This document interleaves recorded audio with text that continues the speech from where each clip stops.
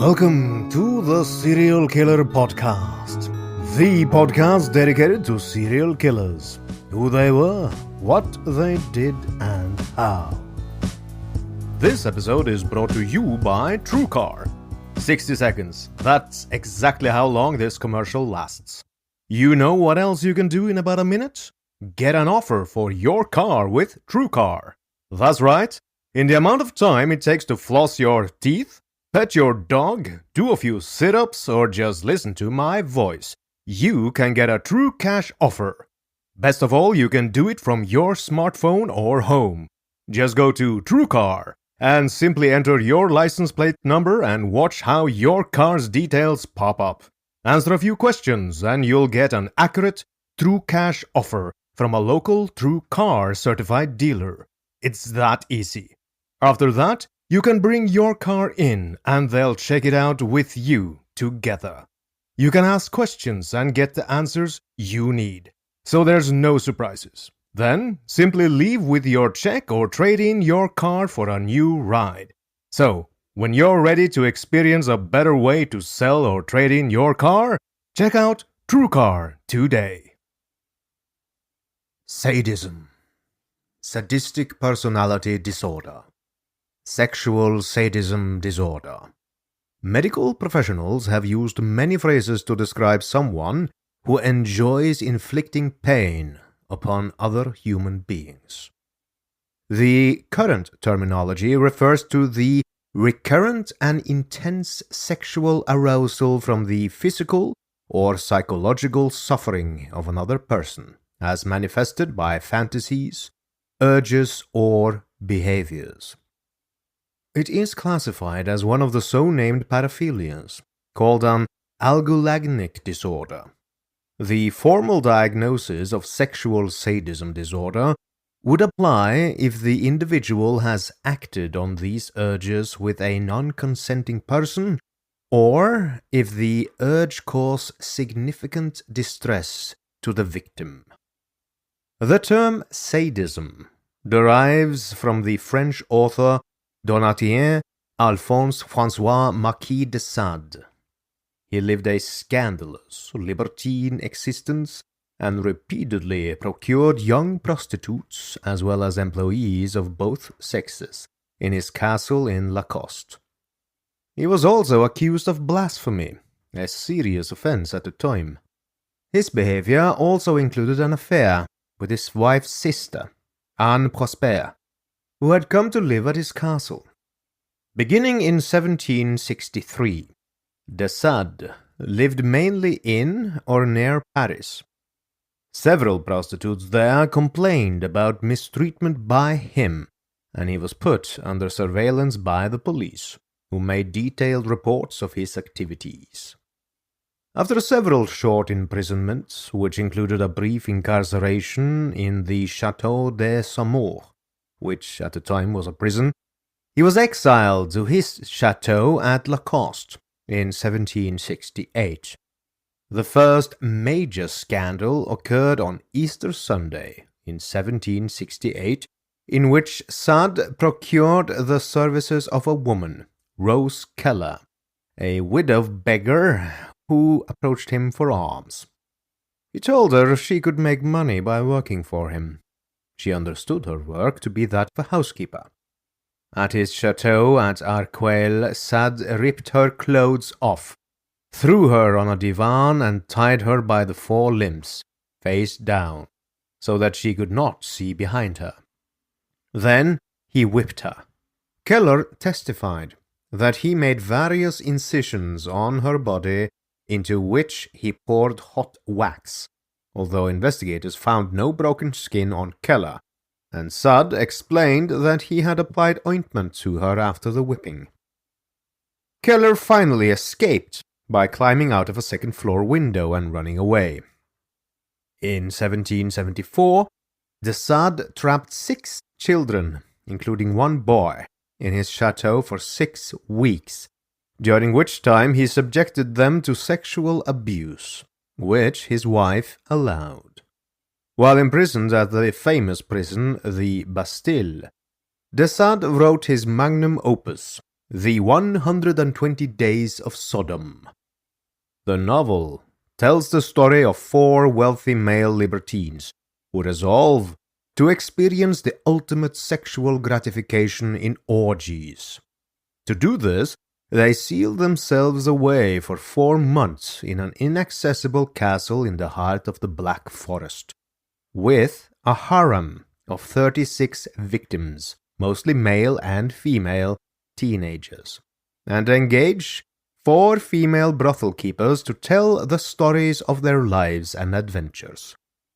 These women's narratives form an inspiration for the sexual abuse and torture of the victims, which gradually mounts in intensity and ends in their slaughter. And so it is. In tonight's episode, I will present to you, dear listener, a paragon of sadism in the modern world. A serial killer whose evil and depravity goes beyond even the darkest recesses in the mind of the Marquis de Sade. He raped, tortured, and murdered at least 28 young men and boys, perhaps as many as 40.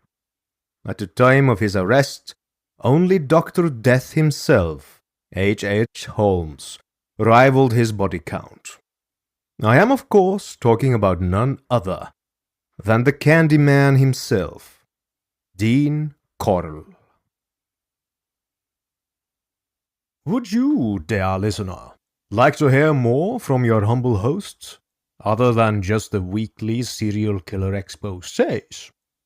If so, I have the solution for you. The $10 Plus Club is growing, and I have provided its fine members to 4 100% exclusive bonus content. The bonus content now includes a brand new exposé into the Norwegian black metal artist, murderer, and Satanist Varg Vikernes, a detailed look into the history of the death penalty around the world, a video review of the excellent film Extremely Wicked, Shockingly Evil and Vile, and an American radio station interviewing yours truly. So, if you want to join the exclusive ranks of the TSK $10 Plus Club, go to patreon.com/The Serial Killer Podcast and donate $10 or more now.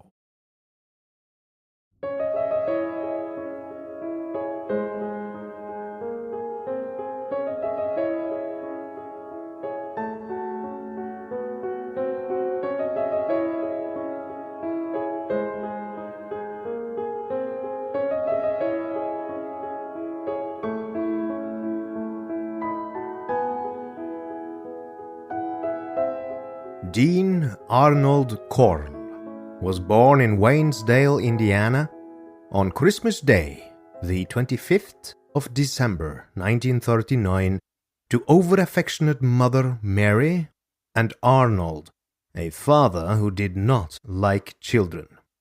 Family life at the beginning was not a happy one for Dean and his brother Stanley, with their parents constantly arguing.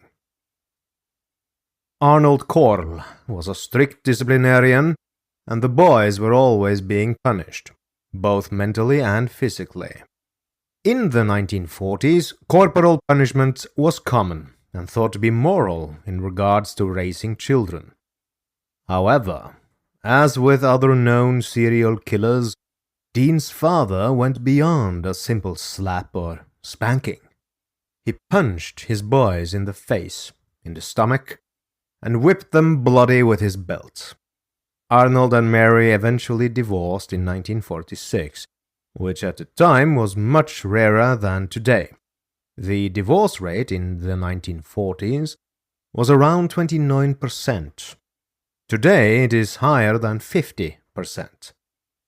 The divorce probably hit Dean very hard. Even though his father did cause him a lot of pain, he was the only stable male role model he knew. Arnold Corll didn't stay around to keep in touch with his family after the divorce, choosing to instead join the US Army.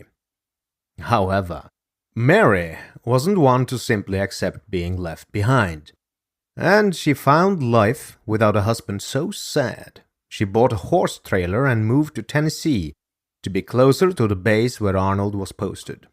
There, the couple briefly got together again. Dean and Stanley were left with an elderly couple most of the time while Mary went looking for work. The arguments between the Corrells continued. The violence returned, and again they separated. Being uprooted from a stable family home to live in a trailer, seeing his parents divorce, then join again, then divorcing again, all combined with copious amounts of anger, fighting, and violence, probably didn't do Dean any favors developmentally. The two Corll boys were at different poles on the personality scale. Stanley was friendly and outgoing, always playing with the other children from the neighborhood or school, whereas Dean was always a loner, preferring to stay inside and away from the other children.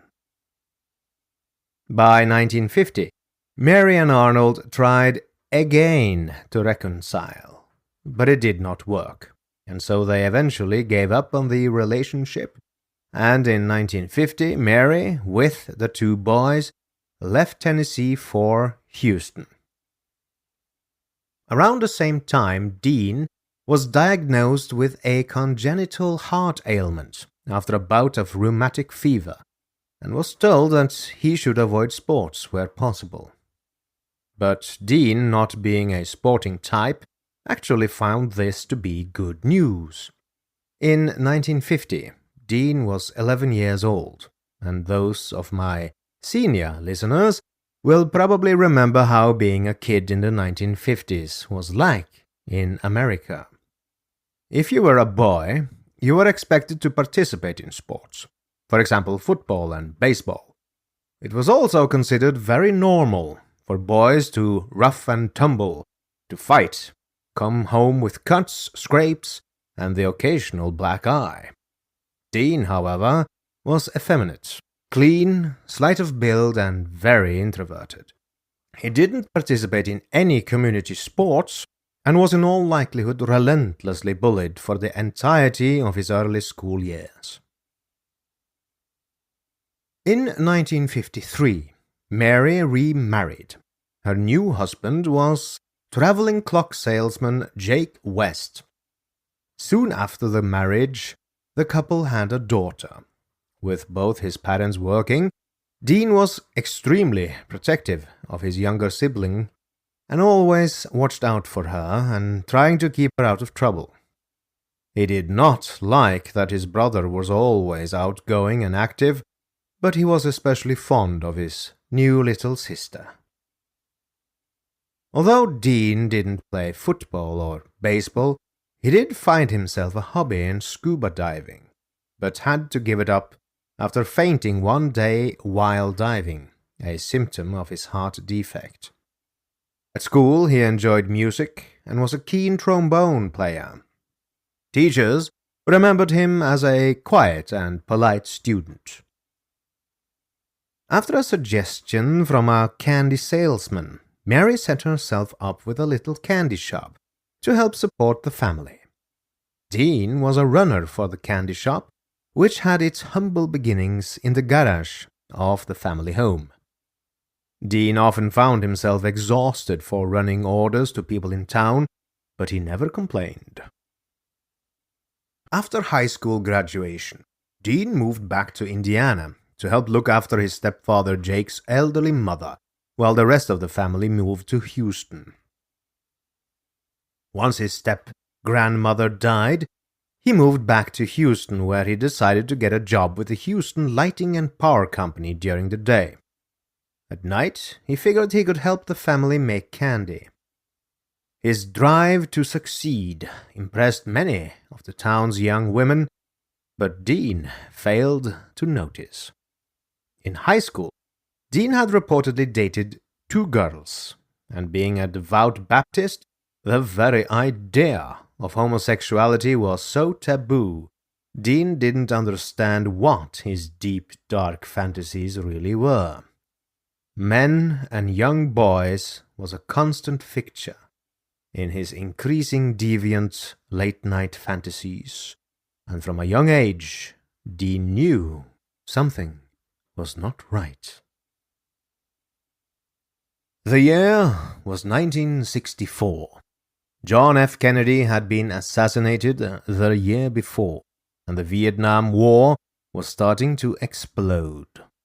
The U.S. still had a draft back then, and in 1964, Dean was drafted into the U.S. Army. He went through basic training at Fort Polk and radio repair school at Fort Benning before his permanent assignment to Fort Hood, Texas. Until joining the Army, Dean had spent most of his time with his family. He had few male friends, and although he secretly had fantasies, they were nothing compared to the urges he experienced, finding himself in company with literally thousands of handsome, athletic young men in the Army. Dean found himself desiring after fellow officers he shared his quarters with. Dean finally realized he was gay. Until then, Dean had known something about life was wrong. But until his realization about his homosexuality, he had been unsure about what had been missing. We know little about Dean's activities in the Army, although his official Army record is stellar, and he was given an honorable discharge to care for the family candy business after only 11 months. Returning home from the Army, Dean found his mother and stepfather arguing and fighting. The Wests had begun to argue over the business. Jake, Dean's stepfather, saw Mary as a rival and soon threw her out. Mary, once again, took the children and began running her own lolly shop. At this point, Dean stood 5 feet 11 inches tall and weighed 190 pounds. His stint in the Army had shaped him from a skinny kid to a masculine and handsome young man. Fresh from Army life, he didn't wish to continue staying at home. Instead, he found himself an apartment near his mother and soon started hanging out with teenage boys from the neighborhood. It was easy to get boys to come to his apartment. Dean always had piles of candy around, and most of the kids simply couldn't resist. Dean still worked as much as he could for his mother in the candy shop. One day, one of the other male workers made a pass at Dean. He had his mother sack the boy. Dean's reaction to the solicitation was one of mortal horror. Yet at the same time, other boys would not want to be in the same room alone with Dean. This confused others about his sexual nature. Once again, probably against Dean's wishes, his mother decided to marry. This time her husband was a seaman, and soon Mary found flaws in his character. She found him dull company and quite stupid. Yet the marriage survived 2 divorces until finally, on the advice of a psychic, Mary left the marriage and Houston and moved to Dallas. Dean Corll decided to stay in Houston. He liked it there, and finally found the freedom away from his protective mother to do as he pleased. He was finally, after so many years, under his mother's all-encompassing shadow, all grown up. Before we continue with the show, here is a brief word from my sponsors. Dear listener, you are in for a treat. It has fantasy, romance, Victorian-era adventure, and a gruesome serial killer. Carnival Row is a 1-hour fantasy drama series starring Orlando Bloom and Cara Delevingne. The series is set in a Victorian fantasy world filled with mythological immigrant creatures whose exotic homelands were invaded by the empires of man. They struggle to coexist with humans, forbidden to live, love, or fly with freedom. Orlando Bloom plays Rycroft Philostrate, also known as Philo, a police inspector hunting a serial killer responsible for a string of gruesome murders threatening the uneasy peace of the Row. Cara Delevingne plays Vignette Stonemoss, a fairy refugee who flees her war-torn homeland to come to the Burg, where she must contend not only with the rampant human prejudice against her kind called the Fae, but with the secrets that have followed her to this new land. But even in darkness, hope lives, as this human detective and fairy rekindle their dangerous affair despite an increasingly intolerant society. Available now to watch Carnival Row, only on Amazon Prime Video.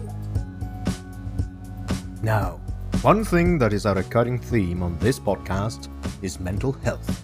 All of the serial killers I cover are mentally ill to an extreme degree.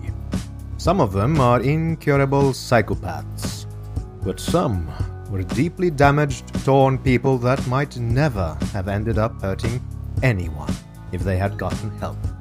And we can all benefit from talking with someone, not just serious criminals. That's where Talkspace comes in.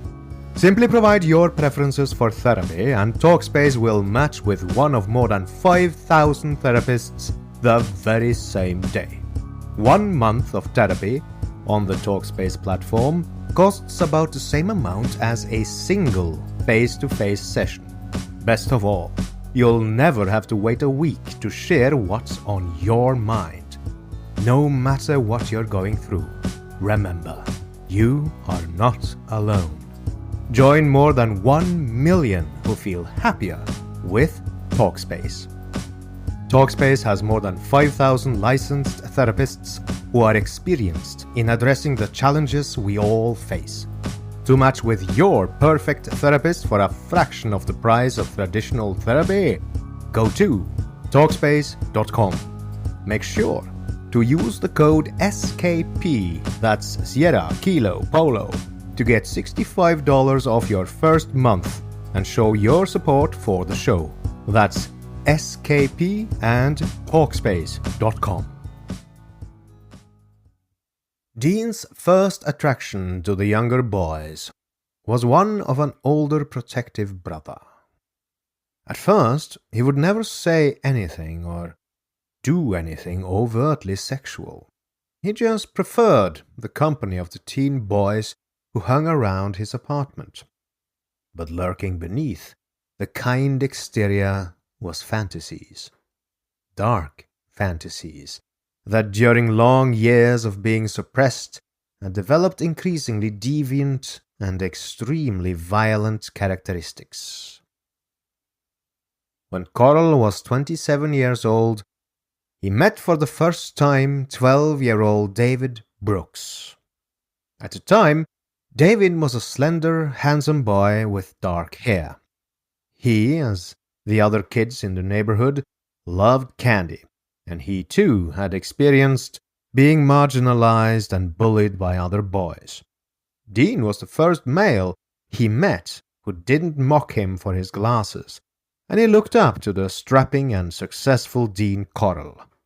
So much so that he enthusiastically agreed when Dean offered him money in exchange for mutual masturbation and oral sex.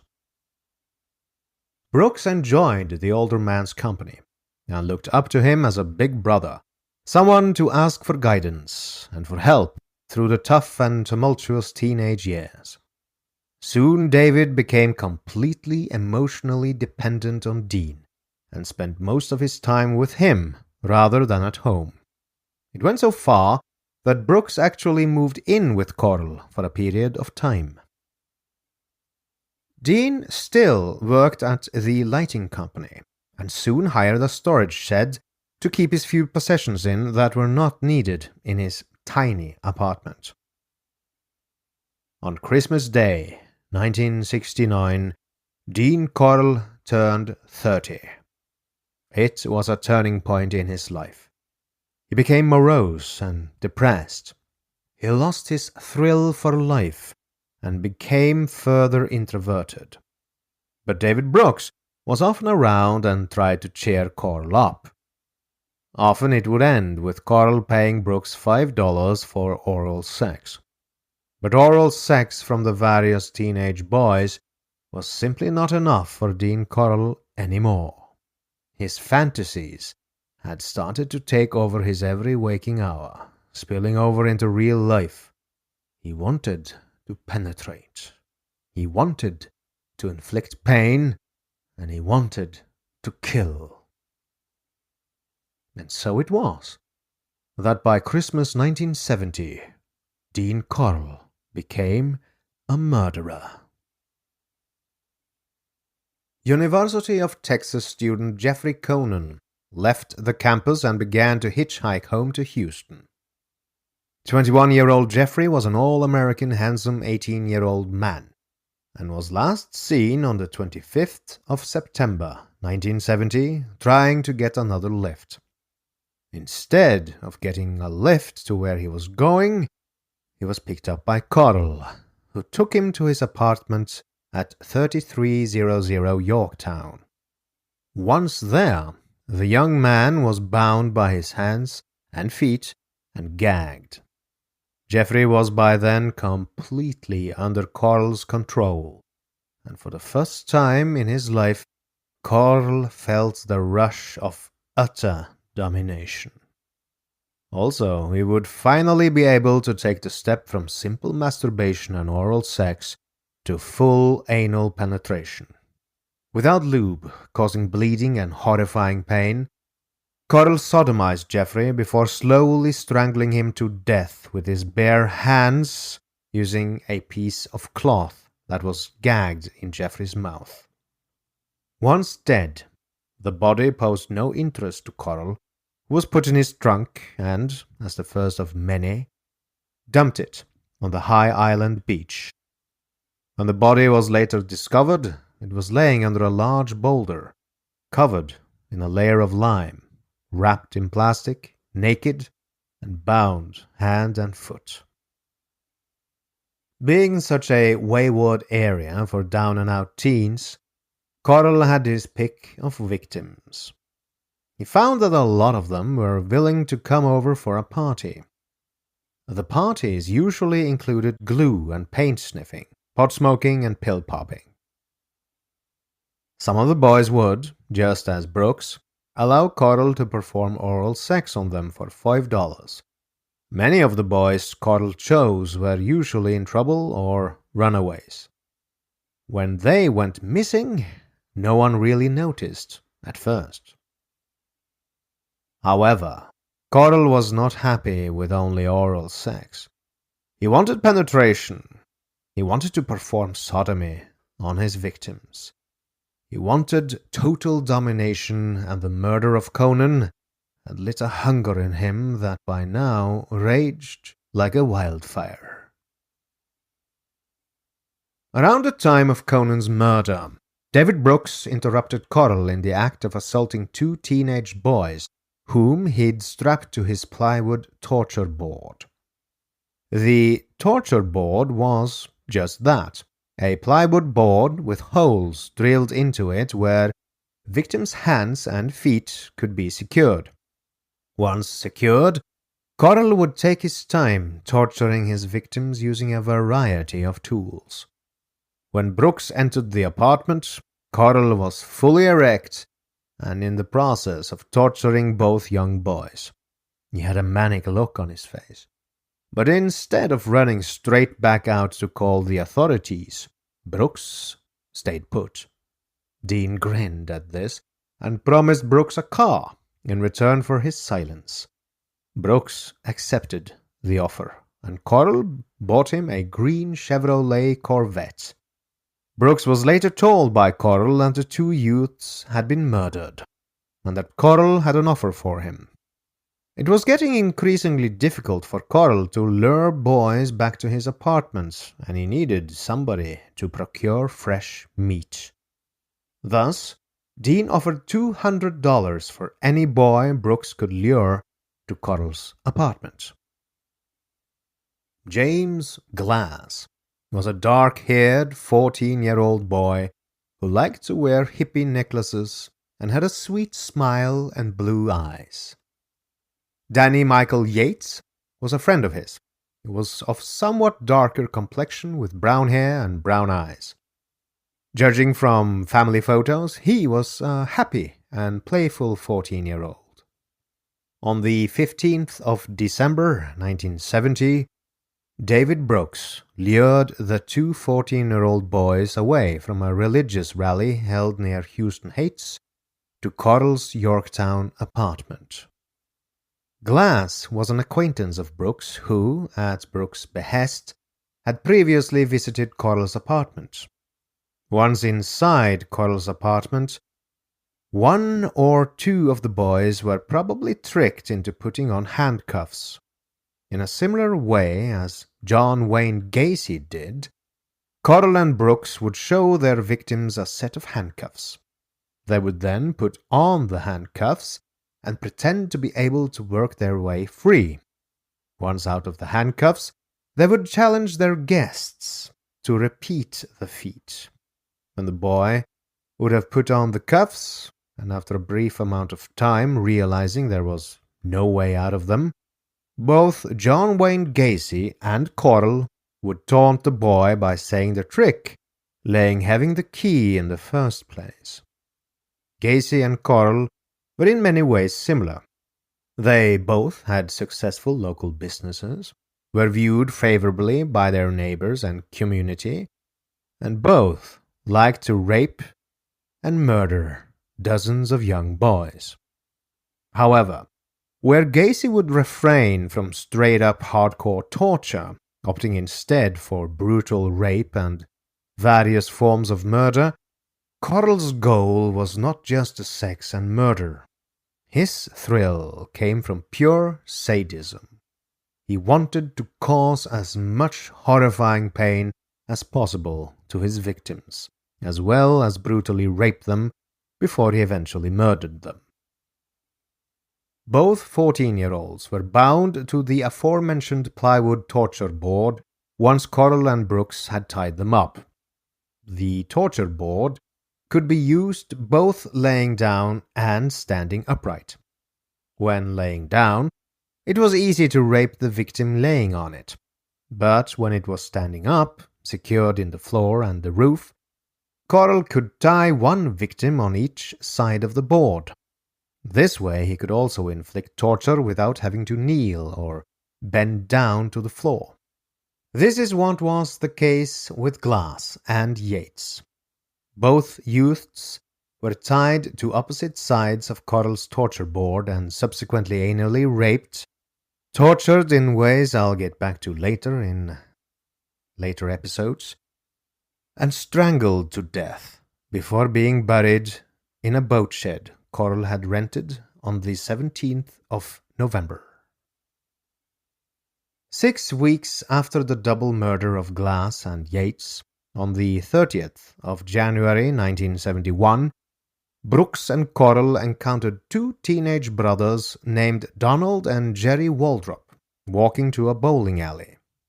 Both boys were enticed into Corll's van and were driven to an apartment that Corll had moved into at 3200 Mangum Road, where they were raped, tortured, and strangled before Brooks and Corll buried them in the boat shed. Between March and May of 1971, Corll killed 3 more boys between the ages of just 13 and 16. As with the Waldrop brothers, all lived in Houston Heights. 2 of these victims, David Hilligist and Mally Winkle, were abducted and killed together on the afternoon of the 29th of May 1971. As had been the case with parents of other victims of Corll, both sets of parents launched a frantic search for their sons. One of the youths, who voluntarily offered to distribute posters the parents had printed, offering a reward for information leading to the boys' whereabouts, was a 15-year-old lifelong friend of Hilligist. The youth pinned the posters around the Hates and attempted to reassure Hilligist's mother that there may be an innocent explanation for the boy's absence. The name of Hilligist's friend was none other than Elmer Wayne Henley, a young man whose excesses in cohort with Corll we will cover in the coming episodes. And so ends part 1 in the saga of the Candyman, Dean Corll. Next week I will give you part 2. So, as they say in the land of radio, stay tuned. This podcast would not be possible if it had not been for my dear patrons who pledge their hard-earned money every month. There are especially a few of those patrons I would like to thank in person. These patrons are my 18 most loyal patrons.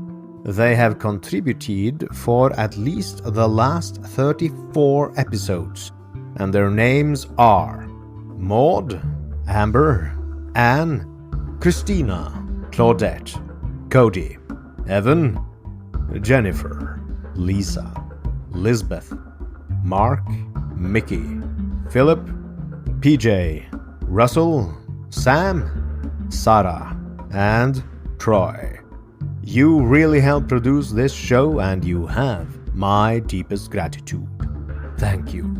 If you wish to join this exclusive club of TSK producers, go to theserialkillerpodcast.com/donate and pledge $15 or more to have your name read live on this show. Thank you. Good night and good luck.